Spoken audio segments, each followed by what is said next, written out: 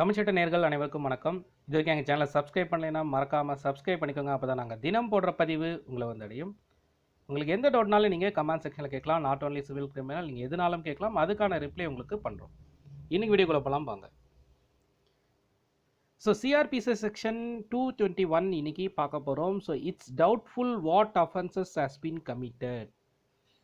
இந்த சிஆர்பிசி செக்ஷனில் என்ன சொல்லியிருக்காங்கன்னா 221ல் ஒரு வேளை எந்த குற்றம் செய்யப்பட்டது அப்படின்னு ஒரு டவுட் இருக்குது. ஸோ அந்த சமயத்தில் இதற்கான விசாரணை முடிவில் ஒவ்வொரு குற்றத்துக்கான சார்ஜஸை ஃப்ரேம் பண்ணுறாங்க. ஒருவேளை அதுக்கான தெளிவான பதில் இருந்தால் அதை வந்து கனெக்ட் பண்ணலாம். இல்லை ட்ரையலுக்கு அப்புறம் அதுக்கான தெளிவான பதில் இருந்தால் அதை வந்து இந்த சார்ஜில் இன்க்ளூட் பண்ணலாம். இல்லை டூரிங் த இன்வெஸ்டிகேஷன் ஒருவேளை டிஃப்ரெண்ட் ஒப்பீனியன் இருக்குது, இல்லை அவர் செஞ்ச செய்கையில் இன்னொரு அஃபென்ஸும் வந்து அதில் ஆட் ஆகுதுன்னு சொன்னால், ஸோ இந்த மாதிரி டவுட்ஃபுல்லாக இருக்க அஃபென்ஸில் ட்ரையலுக்கு அப்புறமோ இல்லை சார்ஜ் ஃப்ரேம் பண்ணதுக்கு அப்புறமோ தெளிவான ஒரு அஃபென்ஸ் ஆட் ஆகும்போது அதை வந்து எப்படி இன்க்ளூட் பண்ணுறது, அதே சமயத்தில் இது எல்லாமே கனெக்டட் கேஸாக ஒரே கேஸாக பண்ணலாமா அப்படின்றது தான் இதில் டீட்டெயில்ஸ் வந்து இந்த 221ல் வந்து சொல்லியிருக்காங்க. ஸோ அதை தான் இன்றைக்கி நம்ம தெளிவாக பார்க்க போகிறோம். நம்ம ஆல்ரெடி சொன்ன மாதிரி 218 to 224 joinder of offence charges என்ன சார்ஜஸ் எல்லாம் ஜாயின் பண்ணலாம் அப்படின்றது தான் இதில் நம்ம ஒன்று ஒன்றா பார்த்துட்டு வரோம். ஸோ நான் முன்னாடியே உங்களுக்கு ஜென்ரல் இன்ஃபர்மேஷனாக சொல்லியிருப்பேன். ஒரு கம்ப்ளைண்ட்டை கொடுக்கும் போதுலேருந்து அந்த தட் இஸ் வந்து அந்த கம்ப்ளைண்ட்டுக்கான ரிசல்ட் எப்போ கிடைக்குது, ஜட்ஜ்மெண்ட் வந்ததுக்கப்புறம் தான். பிகாஸ் நம்ம கம்ப்ளைண்ட்டை ஏன் கொடுக்குறோம், அது தட் இஸ் வந்து எதிரி நமக்கு என்ன தீங்கு விளைவித்திருக்காரோ அதுக்கான ப்ராப்பரான ஸ்டேட்மெண்ட் வித் எவிடன்ஸ் வந்து நம்ம எப்போ கரெக்டாக ஃபைல் பண்ணுறோமோ அண்ட் தென் வந்து அந்த விட்னஸோட டீட்டெயில்ஸ் அந்த விட்னஸும் வந்து கரெக்டாக தெரிவிக்கும் போது ஆதாரங்கள் எல்லாமே சரியாக இருக்கும்போது எதிரிக்கு தண்டனை கிடைக்கிறது நிச்சயமாக. ஸோ அது வந்து ஜட்ஜ்மெண்ட் வந்து ப்ராப்பராக வர்றதுக்கு வாய்ப்புகள் இருக்குது. பிகாஸ் வந்து நம்ம சொல்ல வேண்டிய கருத்துக்களும் அதுக்கான இன்ஃபர்மேஷன் அந்த எவிடன்ஸ் வந்து ப்ராப்பராக இருக்கும்போது தான் அதற்கான பதிலும் நமக்கு ப்ராப்பராக கிடைக்கும். ஸோ அது மாதிரி ஜென்ரலாகவே நம்ம கொடுக்க வேண்டிய எந்த ஒரு டேட், டைமிங், பிளேஸ், எந்த இடத்துல குற்றம் நடந்தது, அந்த குற்றத்தை தெளிவு பெற அதில் சொல்லணும். அதே சமயத்தில் என்னெல்லாம் அஃபென்சஸ் வந்து நடந்தது, என்ன பாதிப்பு நடந்தது நமக்கு அப்படின்றது ரொம்ப தெளிவாக இருக்கும்போது தான் அதுக்கான டீட்டெயில் சார்ஜ் ஃப்ரேம் பண்ணும்போது தெளிவான பதில் வந்து கிடைக்கும். அப்படி இல்லைன்னா நம்ம இப்போ ஒவ்வொரு சார்ஜஸில் பார்த்துட்ருக்கோம் 211லேருந்து 17 வரைக்கும் எங்கெங்கெல்லாம் ஆல்ட்ரேஷன், என்ன மாதிரிலாம் சேஞ்சஸ் நடக்கும் கோர்ட்டில் அப்படின்றத நம்ம பார்த்துட்டே வரோம். அதே மாதிரி ஒரு அஃபென்ஸில் ஜாயிண்டர் ஆஃப் அஃபென்ஸ், இப்போ இதில் வந்து பார்த்திங்கன்னா ஒரு குற்றம் நடக்கும்போது நம்ம போலீஸ் ஸ்டேஷனில் கம்ப்ளைண்ட் கொடுக்கும்போது எஃப்ஐஆரில் வந்து என்னை வந்து தாக்கி இருக்கிறார், இல்லை என் பொருளை வந்து திருடி இருக்கார். ஸோ அது வந்து ஒரு அதுக்கு முன்னாடி என்ன நடந்துச்சு, ஸோ இது வந்து ஒரு த்ரெட்டனிங் நடந்துச்சா, இல்லை அது வந்து ஒரு முன்கூட்டியே பை இன்டென்ஷனால் நடந்ததா. ஸோ இந்த மாதிரி விளக்கங்களை வந்து நம்ம தெளிவாக சொல்லும் போது தான் அந்த சார்ஜ் ஃப்ரேம் பண்ணும்போது அதுக்கான டீட்டெயில்ஸ் வந்து இன்னும் கிளியராக கிடைக்கும்.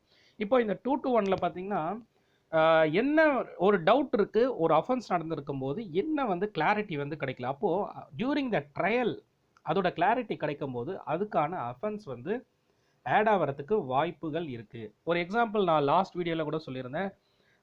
ஒரு குற்றம், அதாவது பேங்க்கில் வந்து ஒருத்தர் கொள்ளையடிக்கிறார். அப்போ வந்து ஒரு தெஃப்ட் நடக்குது, ஒரு காரை வந்து டெஃப்ட் பண்ணுறார். அவர் அங்கே இருக்க செக்யூரிட்டியை அடிக்கிறாரு, அவர் காயம் பண்ணுறாரு.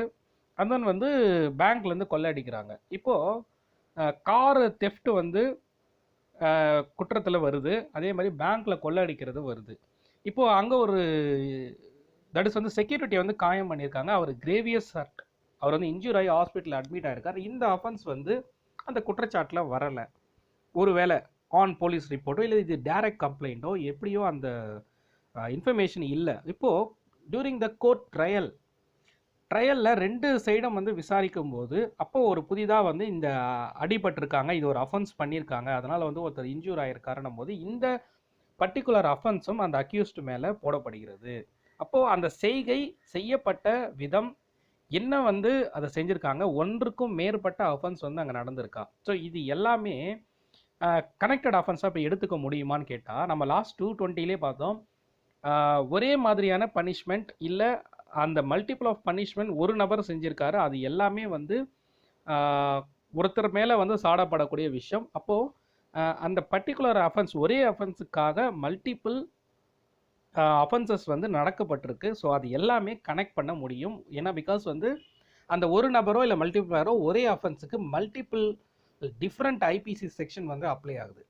ஸோ அதனால் இந்த அஃபென்ஸ் வந்து கனெக்ட் பண்ண முடியும். கனெக்ட் பண்ணி ஒரே சிங்கிள் வழக்காக இதை வந்து சார்ஜ் பண்ண ஃப்ரேம் பண்ண முடியும். அண்ட் தென் வந்து சிங்கிள் வழக்காக இதை ஜாயிண்டர் கனெக்ட் பண்ண முடியுன்றது தான் இந்த 2 to 1 சொல்லியிருக்காங்க. ஸோ 2 to 1ல் ரெண்டுத்துக்கும் என்ன டிஃப்ரென்ஸ் பார்த்தீங்கன்னா 220க்கும் அண்ட் 21க்கும் 20ல் அஃபென்ஸ் வந்து நடக்குது. அந்த அஃபென்ஸுக்கு வந்து என்னென்ன மாதிரியான குற்றச்சாட்டு ஃப்ரேம் பண்ணுறது, அது ஒன்றுக்கும் மேற்பட்ட அஃபென்ஸ் ஐபிசி வழக்கில் இருக்குது அப்படின்னு சொன்னால் அதை வந்து எப்படி ஃப்ரேம் பண்ணுறது, அந்த ஃப்ரேமை வந்து ஒன்றா கனெக்ட் பண்ணலாமாட்டே. இதில் வந்து there is a doubt whether இந்த அவங்க கொடுத்துருக்க கம்ப்ளைண்ட்லேயும் அவங்க அந்த இங்கே இருக்க நடந்திருக்க சம்பவத்துலேயும் என்ன அஃபென்ஸ் வந்து அடிஷ்னலாக ஆட் ஆயிருக்கா இல்லை விட்டு இருக்கா.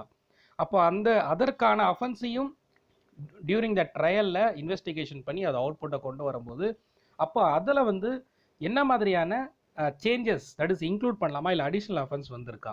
ஸோ இதை வந்து விசாரணைக்கு அப்புறம் அந்த அஃபென்ஸை வந்து ஒரே வழக்காக கனெக்ட் பண்ண முடியுமா முடியாதா. ஸோ இதுதான் வந்து இந்த பர்டிகுலர் 220ல் டீட்டெயில்ஸ் கொடுத்துருக்காங்க.